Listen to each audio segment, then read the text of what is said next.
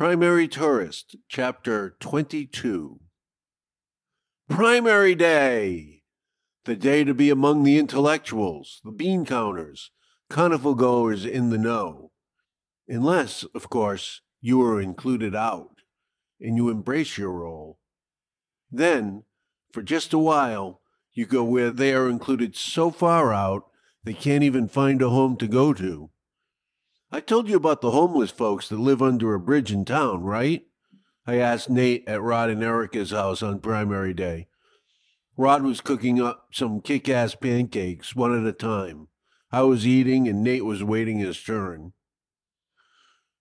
Right, you were telling me that night, on the phone, Nate was saying, but I could tell he was distracted by me eating and him waiting. Once you smell it, you can't wait to taste it, don't you think, sir? Well, I said as I bit my pancake, I was thinking we should visit them again today. I sipped my coffee. If anybody's included out, it's them. Rod placed a pancake in front of Nate. Sure, let me eat this pancake and show everybody this clip of Vermin at Moe's Diner yesterday.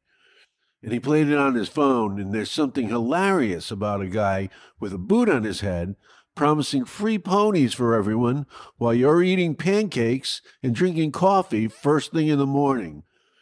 Especially if everybody in the room is a unique and special friend, and you can just feel the love with the laughter. I ask you, sir, what beats that? Because I got to tell you, I'm not feeling the love these days, not here. Don't get me wrong, I don't really want the love. I'm kind of like Garbo. I want to be left alone. You know Greta Garbo, right, sir? Oh, well, she was really big a real long time ago.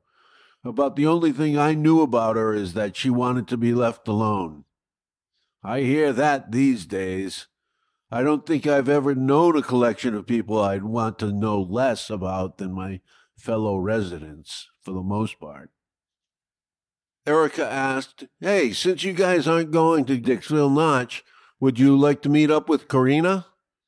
That, sir, was a really complicated question. Lots of on the one hand, on the other hand shit going on. On the one hand, she had this world-class ass. On the other hand, she was married, although her husband was in the army stationed very far away, but still married. On the one hand, she was bright and funny. On the other hand, rumor had it she was mad as a hatter, however mad that is.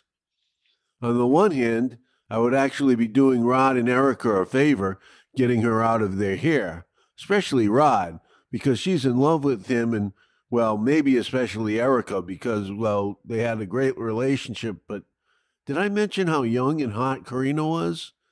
On the other hand, do I really need more drama in my life? On the one hand, well, you get the idea. And Carla will be there too? Carla was Karina's daughter and definitely a wild card. To tell you the truth, she always was okay with me, but I heard of her rages. Of course, that's why Karina craves adult company. Even Republicans? No, that's why your stock is so high.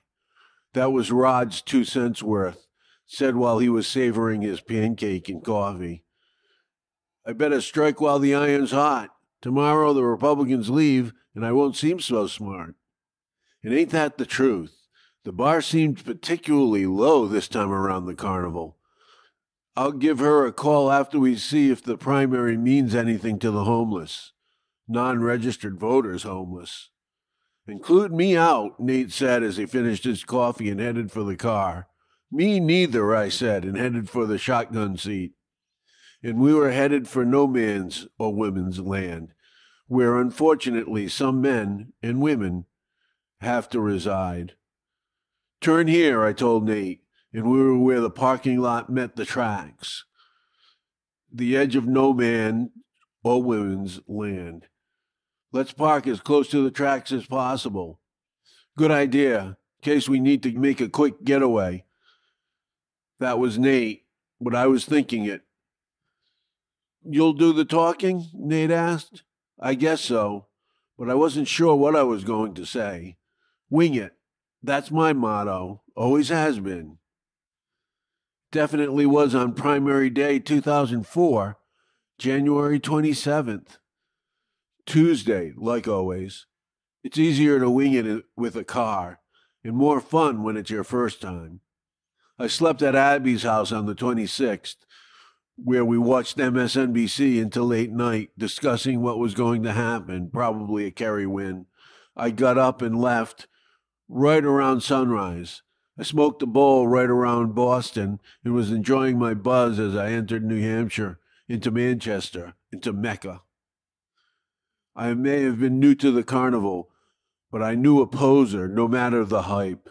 Mitt Romney, the real deal. Where can I get what these people are smoking? But hype goes a long way. So does having nobody any better. At any rate, the first time I saw Mitt was watching a live broadcast of a Boston area radio show with a right-wing bent. It was 2004, and Mitt was working on his second year as governor. He was introduced as the real deal. Keep your eyes on him. He's going straight to the top. I was amazed how he managed to get elected governor of Massachusetts. He just oozed sleaze. Nothing about him seemed sincere. I was more amazed that he won New Hampshire and then the nomination in 12 than that he didn't win New Hampshire in 08.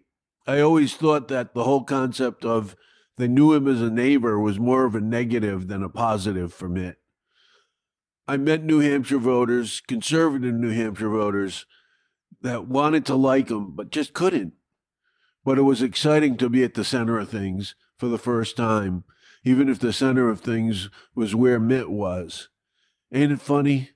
Now I just, like Garbo said, want to be left alone. I had never seen Media Center until primary day, which was, of course, the one day of every 4 years to be there. Because during that one day, you might as well be at Media Central of the whole planet, hell, of the whole universe, but just for one day. I remember C-SPAN's second string anchor bitching about how inconvenient it was to go to Dixville Notch in the middle of the night before. Damn, I thought. He doesn't know how lucky he is. Shit, I can't even begin to count the layers of irony in that recollection. I guess really few of us know how lucky we are day to day. It's easier to know how lucky you were, especially when now, you can't even fucking walk and you live in a glorified loony bin. It could be worse, I guess. I could be here forever, which I'm not, right? What? Nothing lasts forever? Well, that's reassuring, I guess. But where was I? Oh, yes, Manchester on primary day. That first time, man, it was a trip. All sorts of people were hawking their wares. I remember there was a beautiful woman there on behalf of a guy that was hawking his DVD, Run Some Idiot.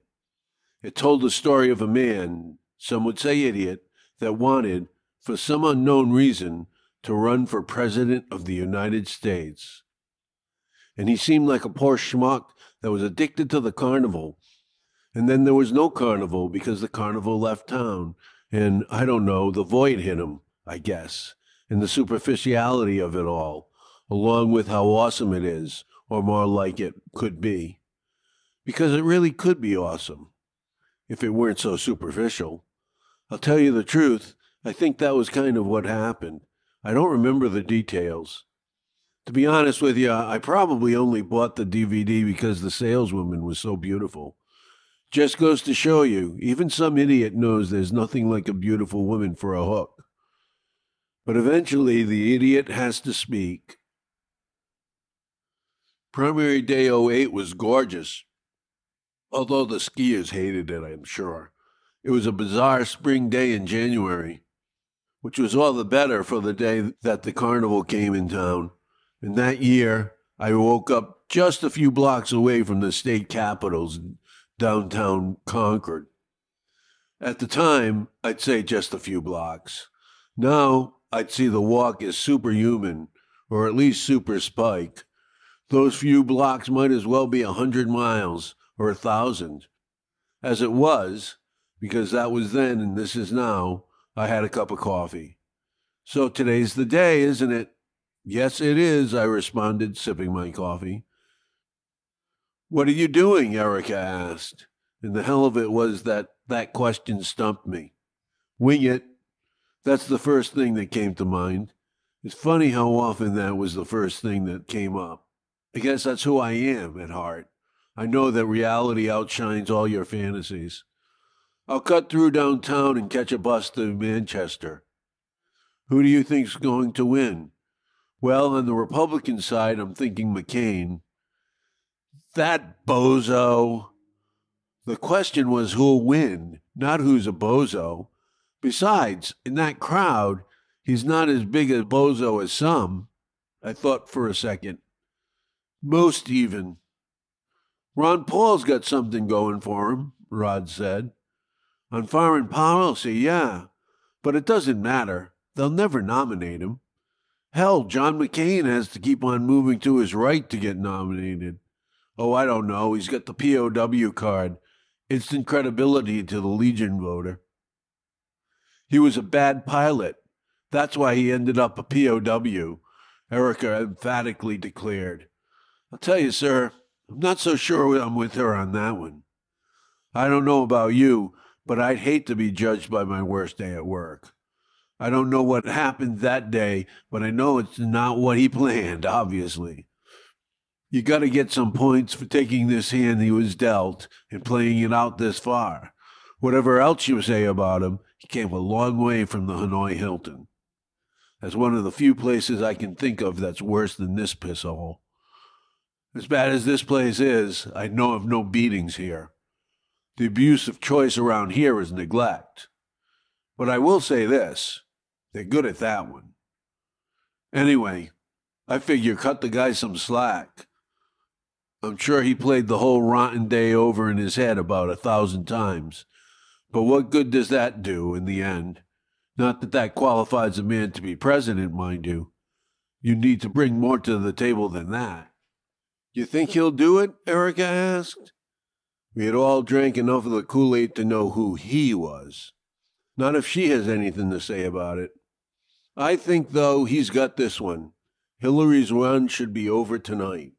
Well, sir, I wasn't alone in that line of thought. Hell, I can't even count how many Hillary obituaries there were after Iowa. She went from inevitable to death's door in a heartbeat. I guess I had a sip or two of that flavor Kool-Aid, too. You ever see her? Asked Rod. Kinda never worked out. My best shot was with a couple of workmates coming down here that came to see her at Manchester a few nights ago. But one of them had kind of creepy intentions. What does he look like? He's not my type. And I usually like exotic dancers, too. So he has a crush on you? Erica asked. A crush is a kind word for it. Let's just say I know a whole bunch more about gay porn than I ever wanted to. That would be an expensive ride, was Rod's 2 cents worth. No, thank you. Not that there's anything wrong with that. We all laughed, but I was kind of serious. That kid kind of gave me the creeps. On the other hand, maybe that's where the great white was hiding. Wouldn't that be ironic? That kid sure likes Hillary, though, in kind of the same way some gays like Bette Midler. He's a very strange, very creepy kid. But yeah, I missed Hillary totally. By this time, I was finishing my coffee and was getting ready to bail. It was going to be a big day for someone. Then there's tomorrow and then back to sleepy New Hampshire. Funny what a difference a day makes. I was thinking that as I passed through Concord. Downtown was surprisingly dead for primary day. The day before, things were crazy as the Republican winner of the Iowa caucus, Mike Huckabee, was at the Barley House, right across the street from the State House. They were naming a burger after him, the Huckaburger, I think it was. He was quite the rock star for a Republican. I cut my schedule a little too tight and I couldn't get in, but I saw the circus from the sidewalk right in front of the Barley House. Lots of sign holders out there that day, not only for Huckabee either. Ron Paul's forces were out there, almost as loud and passionate as Huckabee's minions. Passion was never a problem with Ron Pauliacs. Being wound too tight was a whole nother thing. Jesus, can you imagine them stuck in this place? They wouldn't go quietly, I'll tell you that, into that long good night or whatever. Poor bastards. This place wraps you tight enough, thank you very much. You don't need a sign or a candidate or the fucking Federal Reserve to add a rung or two. So anyway, you had all this hubbub the day before, but primary day? Just your normal sign waivers on automatic by then, or at least it seemed that way to me. You know the crazy thing, though? You can't tell a thing by signs or sign waivers. Don't make predictions based on that. Like if you went by signs or passion of workers or whatever, you'd think Kucinich had a shot, which everybody knows he never really did. Just another tempest, just another teapot. I moseyed by downtown, then headed for the bus station. Next stop, Manchester. The place to be. Today only. You know what kind of sucks about the sheen on the first time around, sir? The second time around doesn't live up to it, no matter what. That whole feeling of, is this all there is, lasted about 15 minutes. Then I got caught up in the spirit of things. There was a radio show being broadcast at Media Central at the Radisson, being played in the Boston area, 96.9 on your dial, home of WTKK. I think it was the Jim and Marjorie show, and the guest was Mike Barnacle. I was familiar with Barnacle from Hardball with Chris Matthews. This morning, he, like everybody else, and I got to be included with everybody here, was writing Hillary's obituary. Barnacle was going beyond that. We are on the edge, according to Barnacle, of the end of two family dynasties, the Bushes as well as the Clintons. I'm sure that was news to Jeb. And Chelsea. Not to mention, of course, Hillary. But, you know, there's no quarterbacking like Monday morning quarterbacking. Now, it's a funny thing about what you remember as opposed to what really happened. But I remember Barnacle saying something that my notes had a big question mark next to.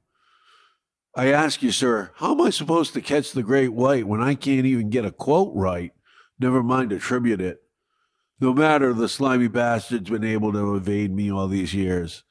But anyway, Barnacle, or somebody else, explained the Kool-Aid I've been sipping as well as anybody I've heard. Obama, the guy said, was the guy who, in a blinding fog, with a bellowing voice, cried out, "Follow me." That's pretty powerful shit to a follower, which is what I am. Let's face it, sir, aren't most of us? That's what the Obamas and the Clintons of this world do, isn't it? Gather up all us followers? You can't be a leader without followers. And as followers, we're hungry in '08. Follow me. When things are bad enough, nobody says, "Where are we going?" What they say is, "It's gotta be better than it is here." I'll tell you, I wish there was a leader out of this place. I'd be in a following mood then, boy. Now, Barnacle, according to my memory, or question mark, according to my notes, was way off when it came to Hillary. He called her a terrible candidate. Oops. Say what you will about her, you don't give Obama a run for his money without having some chops, no matter who your husband is. But I guess everybody is a genius in hindsight, even the tourists.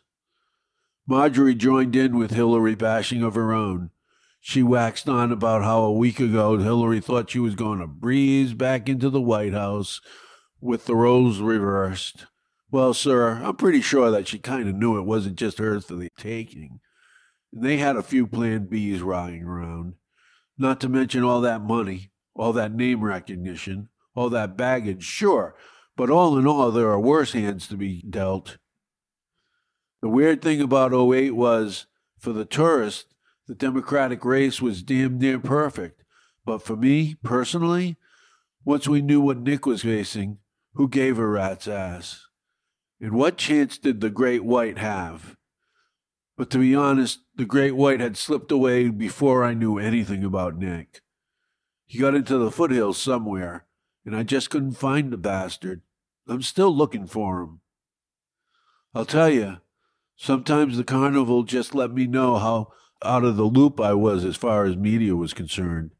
Evidently, this James Denton guy was a big beefcake sensation as the plumber Mike Delfino on Desperate Housewives. Who knew? He was there wearing a steel worker for Edwards shirt. Another true believer that hadn't yet learned that a big chunk of the passion that Denton admired in Edwards was egomania. Ah, hell, all of them come with a lion-sized ego. It comes with the territory.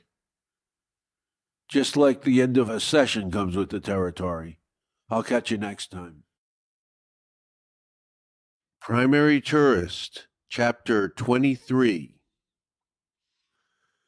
I was looking at those Spike Oos again last night, trying to remember writing something. You know what I mean? I didn't actually remember writing any of them, but I'd like to think I wrote this one on the day after primary day. Maybe, if I declare it, it'll be true, in my own myth anyway, that this Spike Oo hit my consciousness the day after primary day, 2012. Here it is, either way. The suddenly visible homeless. Now that we can see, we do nothing. Because that sums up mine and Nate's little tete-a-tete on primary day. Well, more like it sums up what we did about it in the days, hell, months now since. Nothing. That's what we've done, now that we've seen. It's not because of indifference so much, I think, as just, inertia. Lots of that going round. So where was I last time? Oh, yeah. Nate and I got out of the car, and there we were on the tracks, playing by the tracks rules. Every step we went, you can bet, I knew that was another step between us and the car. The tent closest to us was on the other side of the tracks. We saw a guy at the tent, except it wasn't a guy, it was a woman. She might have been a little worse for wear, but definitely a woman, middle-aged woman. I was just, wondering if you, care about the primary that's happening today here in New Hampshire. None of them can do anything if they want to, and they don't want to. Well, hell, sir, she wasn't alone in thinking that. Even people with homes thought that. You don't have to be homeless to be hopeless. Nate knew the question to ask. Are you okay? Because he was being a good human being. Who cares about being a reporter at that point? No, I got to say no to that one. These assholes or some assholes stole my stuff. Rugs. Who steals fucking rugs? Funny thing about that, I had no idea. But Nate had to fight himself to not say, those building a fire, and point to the people up the track shoveling whatever they could into a fire to keep it going, to keep warm all day long. But Nate stayed quiet because he remembered all those steps between our feet and the car. A truck came up toward the tent, then stopped. A middle-aged guy got out. Do you folks need any help? Hi, I'm Nate, and this is Spike, and we're freelance reporters. We wanted to see how the homeless are affected by the primary, if they are affected. Not bad, Nate. Who's going to tell that story? I felt I had to say something. Right. Well, I'm Mike. I'm with CAP. CAP? Community Action Program of Belknap in Merrimack County. I thought you two guys might be in need of help. Well, this woman just got her stuff stolen. What stuff? Rugs. Who steals rugs? Little did I know how deafening the following silence was for Nate. I guess it's true. Ignorance is bliss. Mike broke the silence. You're staying here? I was, but just my stuff now. That one, she said, pointing to the tent closest to the outer edge of the bridge. Rugs. Who steals rugs? I only saved them because they were from Egypt. Once I get my stuff out of here, Jesus, I can't wait.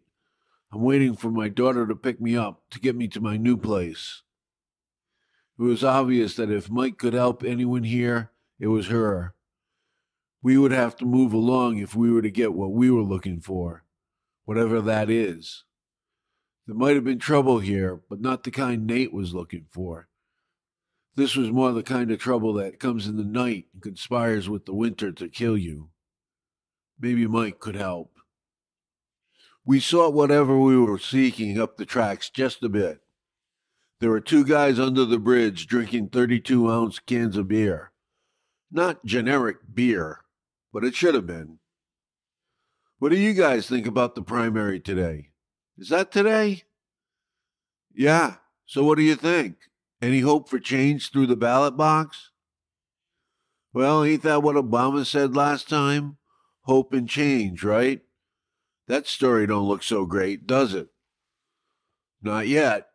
Well, I'm not making any bets on it. That's all I'm saying. I don't know how many beers the second guy had, but he was getting irritated talking about Obama. Fuck Obama. He was a joke from the beginning. The only one that's worth a damn is Ron Paul. He's a doctor. He's been there. He was on the front line. Then he stormed off. The first guy continued as if nothing happened.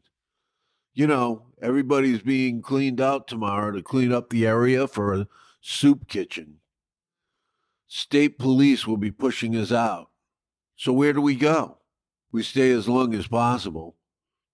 It's warm under the bridge, isn't it? I asked. Well, you know, yes, brother. Nate chimed in, and dry for a fire. You understand, brothers. And I ain't saying shit don't happen, because, Jesus, we all know shit happens. And these young punk kids, they know homeless are vulnerable. And then everything changed. All I did was look at my phone to see what time it was. Even now, thinking about it, I can't see what the big deal is. Paranoia is all I can think of. Then again, I haven't walked a mile in his shoes. Just because you're paranoid doesn't mean they're not out to get you. Hey, don't be taking pictures, man. You ain't ought to do that. No pictures, but it was already gone. Well, God bless you, boys, the guy was saying, but, well, let's just say his body language wasn't exactly welcoming. He walked us out, past the fire, toward the car, and his body language was unmistakable. Do not pass go. Do not collect $200. Don't let the door hit you on the way out. We are now officially included out with the lowest rung of society. It's funny, but every step of the way back was like 3 times as long as the same step going in. I wanted in that car bad. It's nice and warm. There's even weed there. Mostly, though, it's safe. Safer than the tracks, and I'll tell you something else.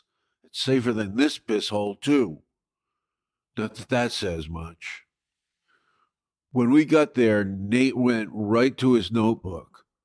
I gotta write this down before I forget it. I heard that. So many times I thought, I'll never forget this. I'll write it later. But poof, like magic, memories are here, and then they're gone. Nate was murmuring as he wrote, rugs. She was talking about rugs. She said they were from Egypt. Who'd steal rugs, she said. I thought, but I didn't say, people building fires. And I didn't point to the guys building the fire either. Really? You think those guys? Oh, Christ, wake up. And he kept on rambling and writing, to tell you the truth. It was pretty amazing. Boom, boom, boom, before it was gone. Damn, there's nothing as slippery as a memory of the Great White. But he kept it in sight. That's half the battle. Then he was done, and we needed a few seconds to breathe out to figure out what just happened. Just a few seconds more. of silence. Nate broke the silence. Don't know what to make of that. But it was something, wasn't it? It was. Not your typical tourist experience. Then a few seconds later, for some reason, he doubted himself. At least I hope not. Not at all. Not even. There was another silence which Nate eventually broke. Now what? Back to the carnival. And the car started up, and we were heading to Manchester. Ding ding. A text came in. I miss you! Exclamation point. Exclamation point. Exclamation point. From Jennifer. From another place. A place where people might notice me missing. A place where people felt like I belong. A place where, maybe, I was loved. Hey man, read a chunk of my piece about '08. Another place altogether. And who's to say just how missed I am anyway? Jennifer missed me, I think. She said so anyway. It doesn't mean that I would truly be appreciated if I was around every day, like I wouldn't be taken for granted. Jennifer was good at that. It was just the threat of going away more than the actual going away that made her miss me. I saw evidence of that before then, and especially afterwards. I don't know. Maybe everybody's like that, even me. At the time I got that text, though, I felt really connected and really lonely.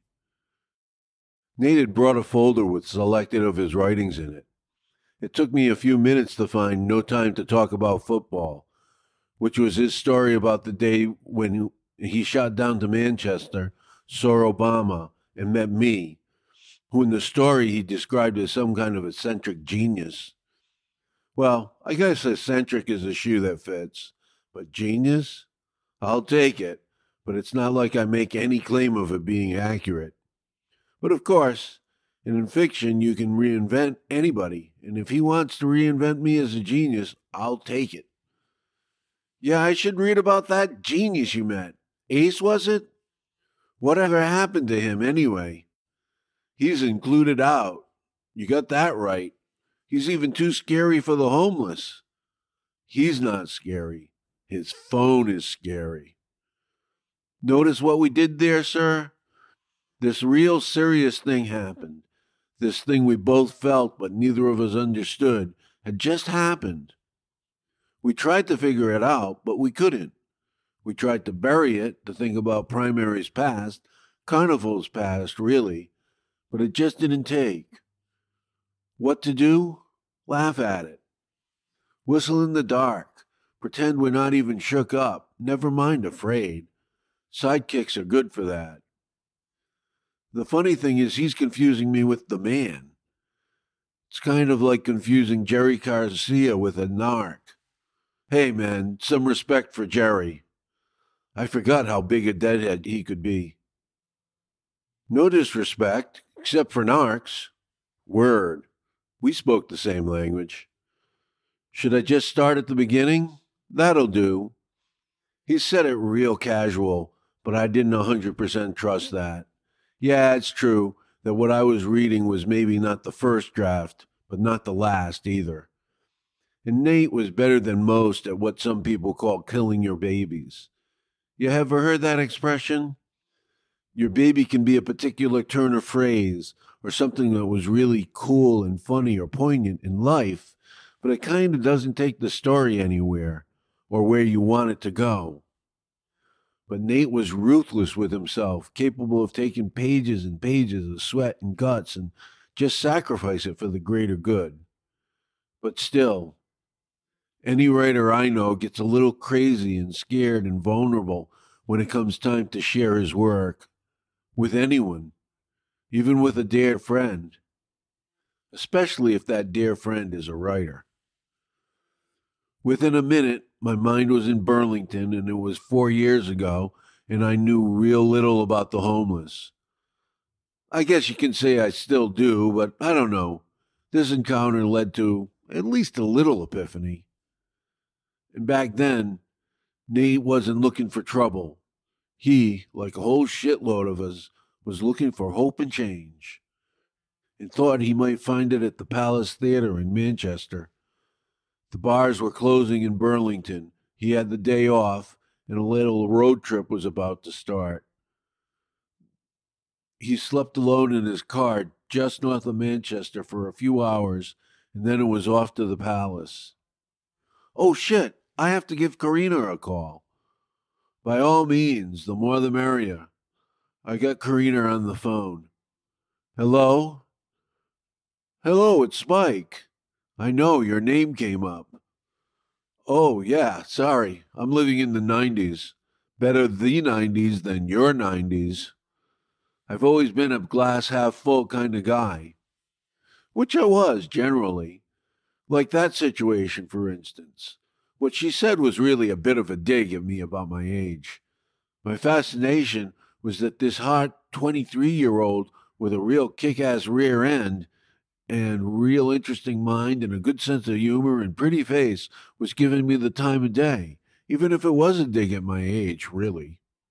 You see, sir, I knew my role in this whole kind of triangle. I was running interference for Rod, kind of like the chaperone, to keep Karina's hands off of Rod and out of Rod's hair. So I had kind of a role to play this month in the Great North. You know, the Great White has been known to hang in places like New Hampshire in January of 2012. It's one thing to know it's around. Nabbing it's an entirely different thing. So how did your meeting with the homeless go? I had mentioned to her that we were going to visit even before I got the official word from Nate. Thinking about it now, it was kind of a crazy plan. From the heights of Dixville Notch to the lowlands of Concord with the lowest of the low in just a few hours. Pretty eclectic, even for a dream. In reality, looking at things in hindsight, it really had to be one or the other. When you think about it, this might have been the more exclusive story, and definitely was the more important one. Let's just say, now it's official. I'm included out of all the right places. And all the wrong places, too. Like I said, sir, she had a quick wit. If the wit was quick enough, I didn't mind if it was at my expense.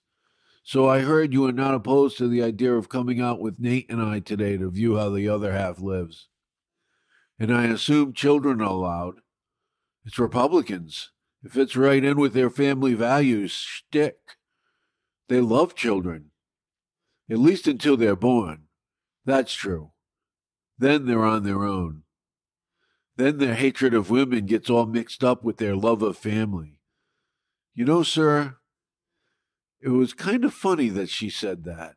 And not funny ha-ha either, because beyond all her outward feminist trappings, the more you get to know her, the more you realize that she's a misogynist stuck in a woman's body.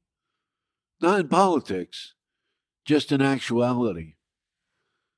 So we're heading into Manchester now. You want to meet us in a bit? Where should we meet? Occupy's got a camp downtown. Let's meet there. Give me about an hour. Since we were almost in town, we had about an hour to kill. Between Occupy, Media Central, and the Radisson Bar, there were options. Even so, though, the first Republican-only carnival that I've been to was short on sizzle. Part of it was that the so-called good candidates didn't run, except for Rick Perry, who ended up god-awful. But you remember that, don't you, sir? What's that? Weren't really that interested. You know, I forgot. Most people weren't really into it just yet. But I'll tell you something. It was important to the wannabes, though. Careers are at stake. I guess they always were. It's just the past has such a sheen, don't you think? Maybe it's because in '04 and '08 I had a rooting interest. Now, what do I root for? That it could be yesterday again. This time, I'll get it right.